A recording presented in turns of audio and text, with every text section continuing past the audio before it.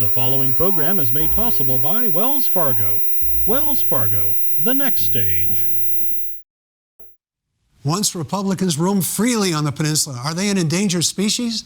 The game is politics. The game is on.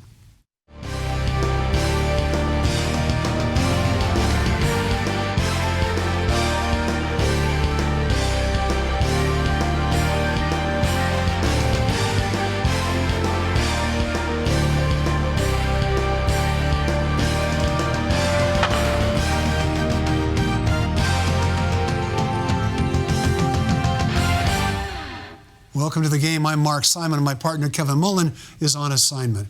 A generation ago, Peninsula Republicans were on almost equal footing with Democrats. As of the latest records, 51% of registered voters in San Mateo County are Democrats, nearly 30% state no-party preference, and registered Republicans are a meager 14.6%. A generation ago, Republicans represented the Peninsula in the U.S. Congress, in the State Assembly, and in the State Senate. The region was represented by our guest today, Becky Morgan, former state senator. Welcome. Thank you for being here. Better known as Becky Morgan. Becky Morgan, yes. Well, it was going to be formal the first time, but the rest of the time we're... you served during Reagan. You've watched during George W. Bush, and obviously we have the current president, Mr. Trump.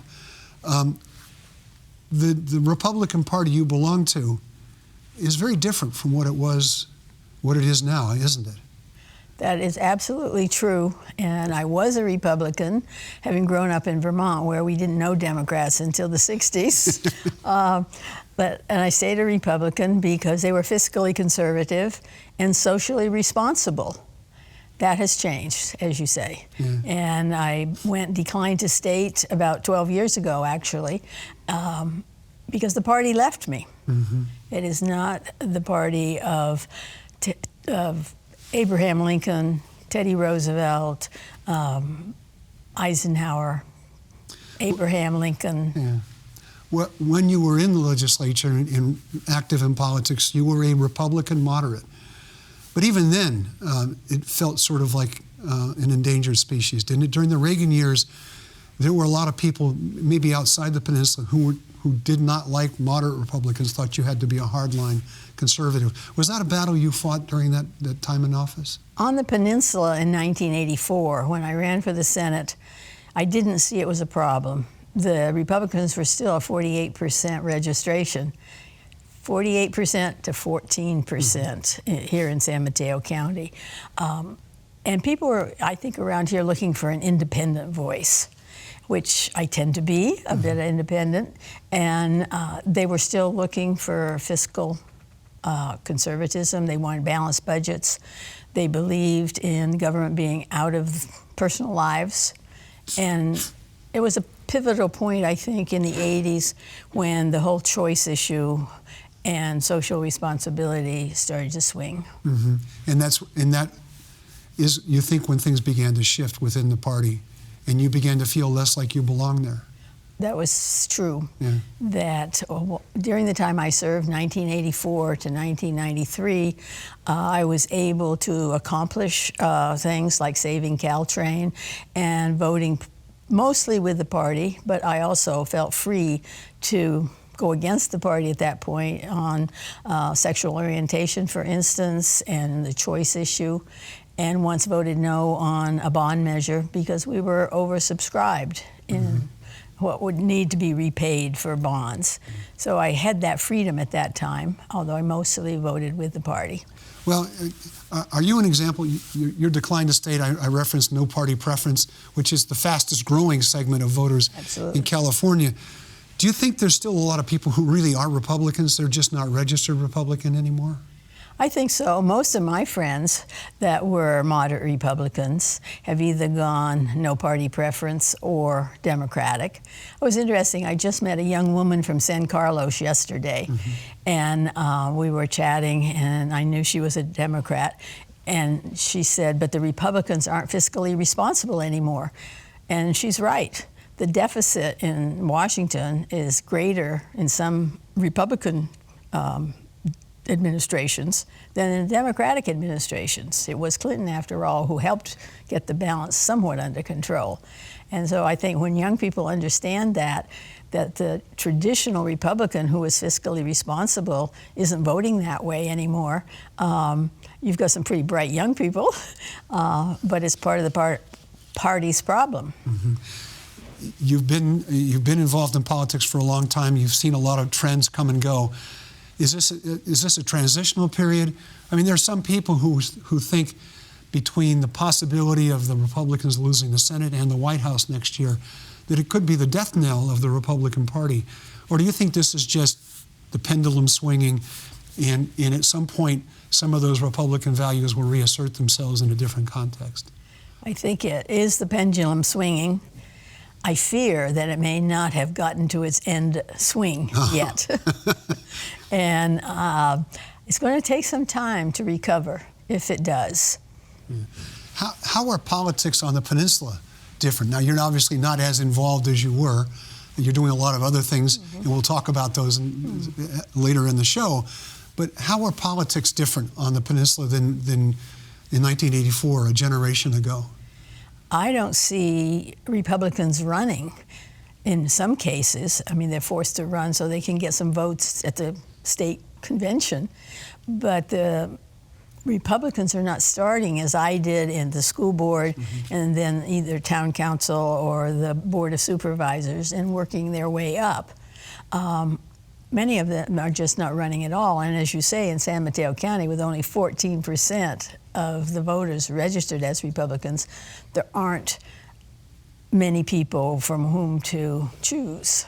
You're a solutions-oriented person. You always have been. What's the solution to this? Is it for fiscally conservative and sort of responsible people to start running for these local offices?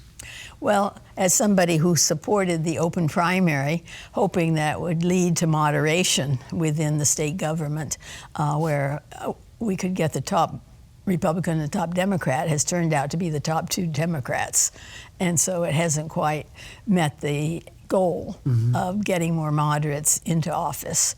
But with that, I think you can have moderate Democrats who care more about the budget perhaps than some of them do today, and have them elected. I think, for instance, we have a Democrat mayor in San Jose who, from what I read about him and know about him, is pretty solution-oriented and is the kind of person that I would vote for. On that note, we're going to take a quick break. We're talking to former State Senator Becky Morgan. We'll be right back. Stick around.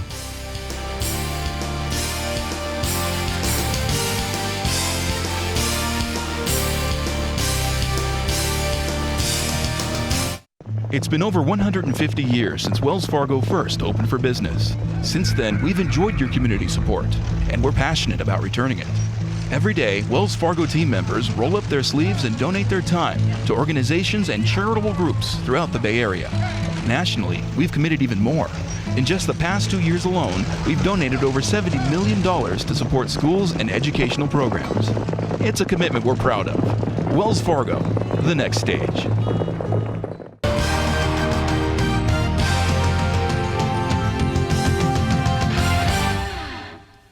Welcome back to the game. I'm Mark Simon. My partner Kevin Mullen is on assignment, but we're happy to be joined by an old friend and our guest, former State Senator Becky Morgan.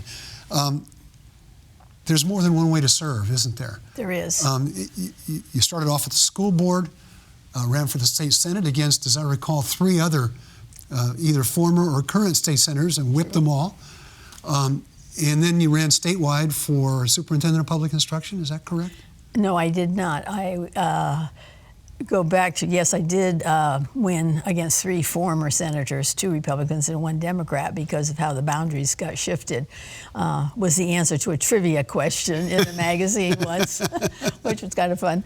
I left the state senate in 1993 in the middle of my 3rd and last term because I was recruited to work for a nonprofit in Silicon Valley, which appealed to me. I did not get into the superintendency, as I would have liked when the former superintendent was removed from office. Oh, that's right. I knew there was something about that. Yeah. Was being charged with fraud, and I had asked the governor to have the appointment for superintendent of schools because education was the thing I cared so much about. That was not going to happen. Yeah. And so I had an opportunity to run joint venture Silicon Valley, which was looking at changing how regulation gets formed and improving education within Silicon Valley.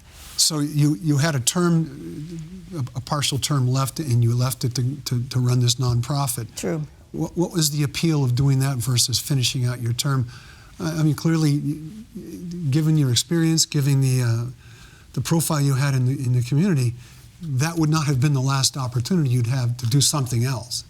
Well, it might have been the last opportunity because I, one, was very interested in education and had sought the superintendent of education slot, thinking that was a statewide office and I would be known statewide and could do that or something else.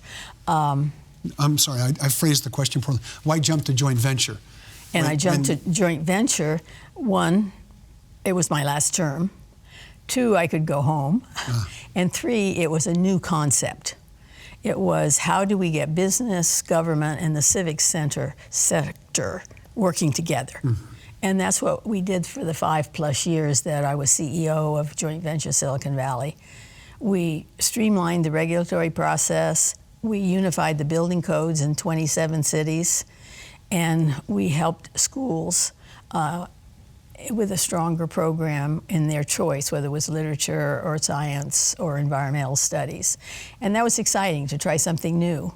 It's a concept that we've now taken statewide in something called the California Stewardship Network. Mm-hmm. But in addition to that, you and your husband, who was CEO for many years at Applied Materials, formed a family foundation. Tell us about that and why you did that and what you were trying to accomplish and what you have accomplished there. Well, we have been blessed with resources beyond our needs, and I believe in giving forward. And through our foundation, we support many existing organizations. We have also, in the 2000s, started 3 new nonprofits. The one that I care so deeply about is Teen Success, Inc.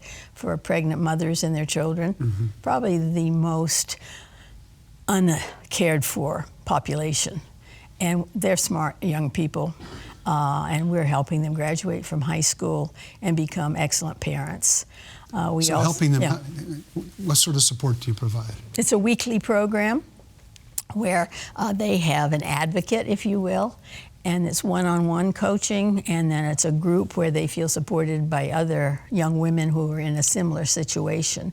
And the support is a high school graduation, reproductive health, and parenting. And we have a small core of scholarships growing each year. Mm-hmm. So that's one example of what you do.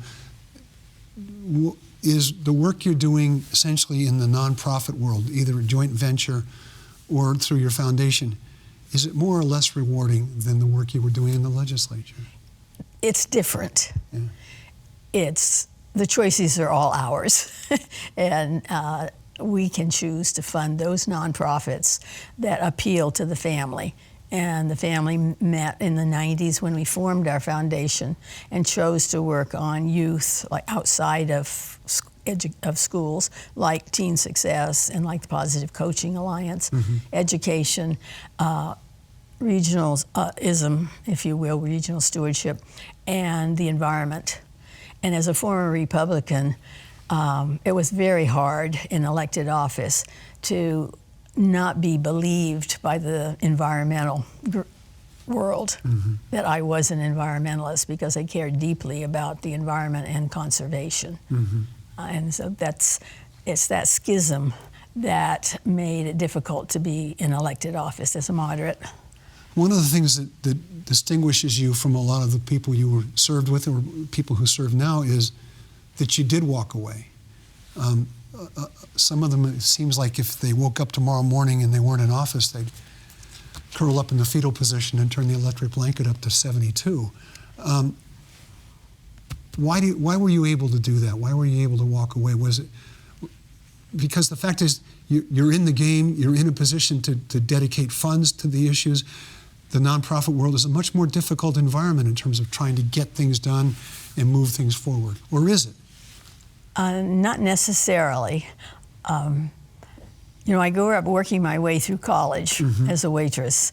And so when this offer was given to me to run joint venture Silicon Valley, I thought, if it doesn't work, I can always find a job. And I was blessed. Waiting tables? Probably I'd do something else. And also I was blessed that, I had a husband who helped pay the bills. So it was not that hard a decision, actually. It wasn't easy being a Republican. Yeah. So you say you were blessed, that's why you formed the foundation, but you must have obviously had some sort of a mission, vision for what it was supposed to be. All these years later, how close have you been to adhering to the original idea? Our foundation, which includes 4 of us, my husband and our son and daughter, does pretty much what those 4 areas suggest. The youth, education, environment, and regional stewardship. Occasionally we do other, if you will, but those have held strong over the 26 years that we've had the foundation. I'm going to take another break. Don't go away. And you stick around too. We'll be right back with former State Senator Becky Morgan.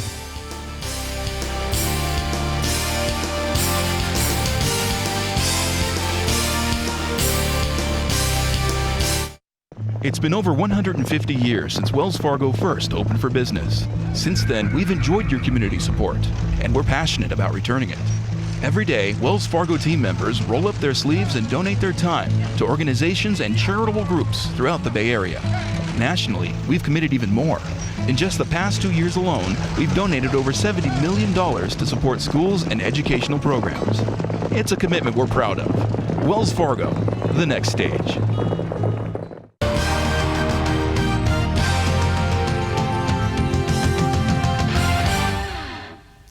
Welcome back to the game. I'm Mark Simon. My partner Kevin Mullen is on assignment. We're joined by former State Senator Becky Morgan.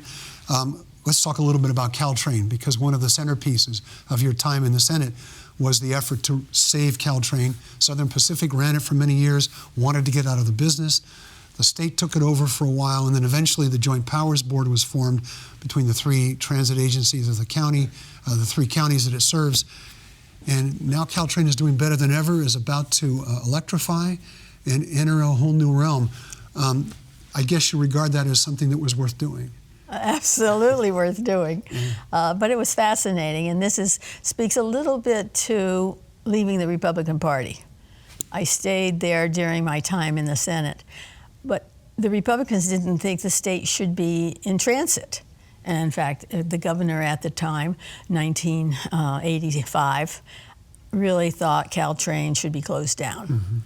And it seemed to me that if that were to ever happen, we'd never have transit, because the right-of-way would become commercial and residential.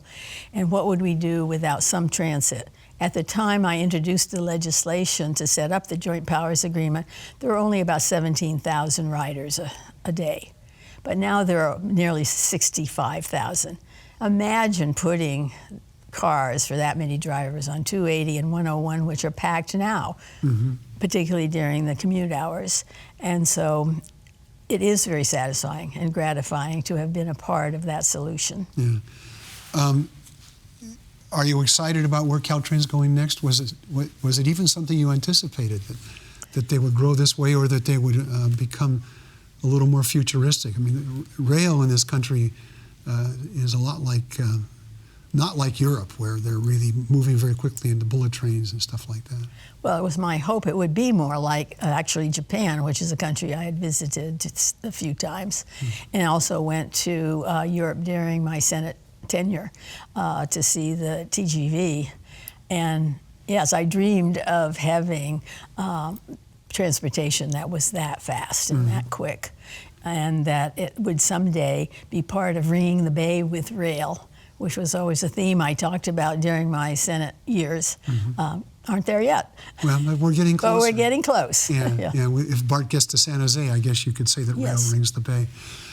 You mentioned that 65,000 cars on the highways. You know, everybody talks about traffic and how bad it's gotten. And it's because of an economy that's just driving growth and driving jobs. The Peninsula's changed a lot in the time you've been in office.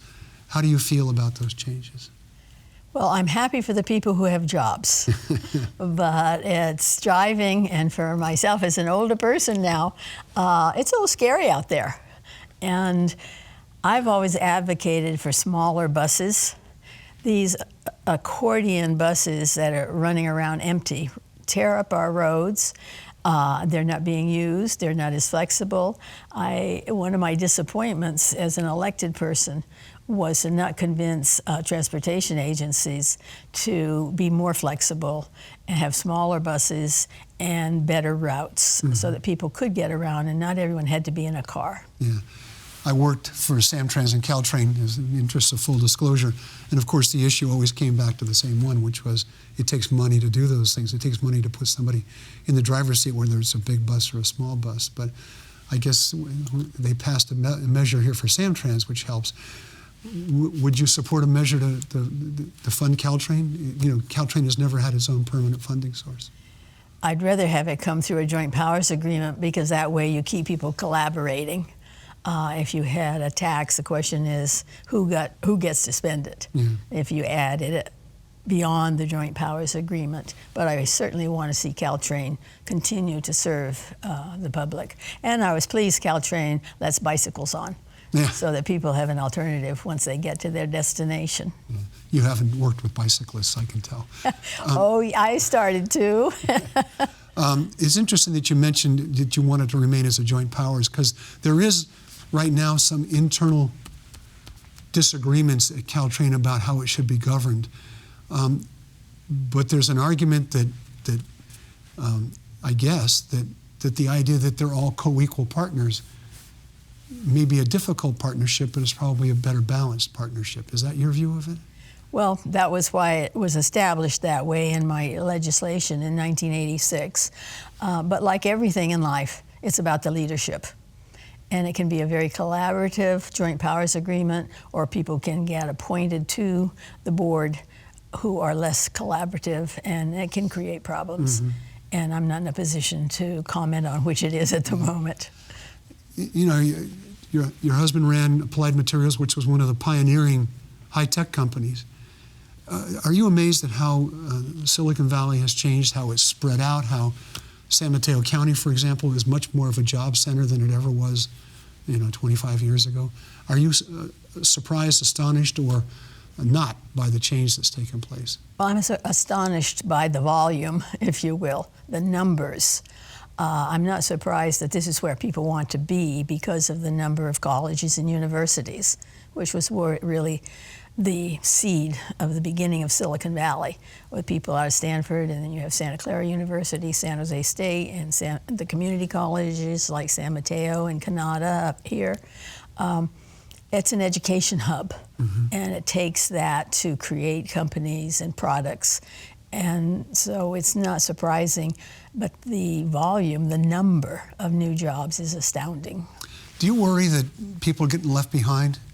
There's a huge strain on the middle class and lower income people because of the cost of housing. Are you worried about that? I am very worried, and it has affected the people that we're blessed to have as service people. Whether the person that comes in and washes my windows every 4 or 5 months lost his helper because of cost of the housekeeper that I've employed for over 30 years has a house, fortunately, but has no way of paying off the balloon payment that is in the contract. It's really a disaster for the service people. What do you think is the answer? How do you control greed? That's an interesting response. And those who have it want to make more. And there needs to be continuing comment, in my view, sensitizing people to the need. What do you mean, the need of others? The need of housing that's affordable, the need for transportation that gets you there in less than an hour or 2 hours, to start planning our cities and our counties in a way that accommodates all levels of income and the capacity for transportation. You started off in local government on a school board. You know better than I, if somebody proposes some large housing project, the opposition they're going to face is going to be loud and vigorous. How do you work through that? I'm pleased to see that there's a group called, not NIMBY with an N, but WIMBY with a Y, yes, in my neighborhood. You know, to get young people to think that way, and I do think we have some great young people coming up and starting to serve. That leadership is crucial. And just people elected to office who are courageous enough to fight the NIMBYs. Former State Senator Becky Morgan, thank you so much for being with us. It's been a pleasure. And thank you for being with us. Join us next time on The Game.